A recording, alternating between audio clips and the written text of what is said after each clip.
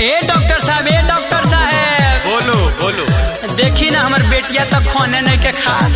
TikTok बनाती थी? हाँ। अच्छा तो इसका टिकटॉक ये बीमारी न पकड़ा है? अच्छा टिकटॉक की बीमारी कहाँ डॉक्टर साहब? आजकल यही सब मरीजे आ रहा है मेरे पास। देखिए ना तो ये लेटा हुआ है। अच्छा जी हमारा बेटिया के मुंह पर छाइयो होता। अच्छा ये है, ये तो बहुत फेमस थी, हीरोइन जैसा लग रही थी, अब का चुड़ैल लग रही, पूरा मुस्मात लग रही है।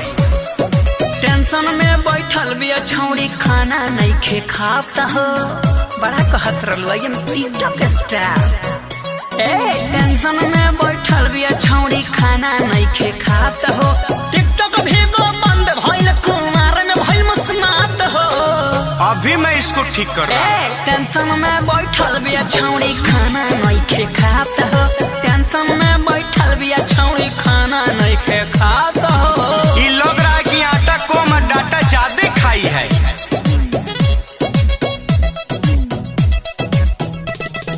रोवतिया पीटी पीट छाती, अच्छा लागत रही दाती, छूटल कर हीरोइन बनल छूटल साथी संघाती। अरे 555 का डाटा ले लीजिए। बंद भइल एकर कमाई, दूसर धंधा कर लेगी। अब कैसे पैसा उड़ाई? आप दे दीजिएगा। लाई बालिया पाउडर कहाँ से किन के छौड़ी लाई? कोई बॉयफ्रेंड नहीं है इसका? हाथ बढ़ो के हाथ हो। अरे इसको शशि लाल यादव का वीडियो दिखाइए। तो कभी गो बंद भइल छौड़ी भइल समात हो, टेंशन में बैठल भी छौड़ी खाना नहीं खे खात हो, टिकटॉक भी गो बंद भइल छौड़ी भइल मुस्मात हो। अरे मुस्मात मुस्मात बोल रहे हैं, कुआर में कैसे मुस्मात होगी? अरे आपको मालूम नहीं ना है? अरे भीगो टिकटॉक के ढेर यार भतारे कर लो सो।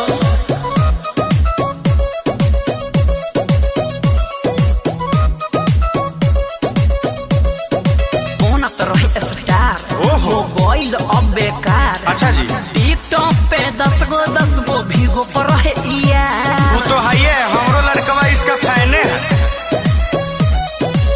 कोई शशि लाल बचनिया, वो तो कहबे कर। टिकटॉक के नचनिया, राहुल रसिक के संग फीट कॉले टाका, बना जाऊन का घर के कनिया, सबके हंसावे लगावा तनी सीरियसली हो ना बात हो।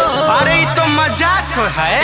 टिकटॉक भी गो बंद भइल, पतर की भइल मुस्मात हो, टेंशन में बैठल भी छौड़ी खाना नहीं खे खात हो, टिकटॉक भी गो बंद भइल, मोटकी भइल मुस्मात हो। अरे मोदी जी बंद किए हैं तो कुछ न कुछ खोलबे करेंगे।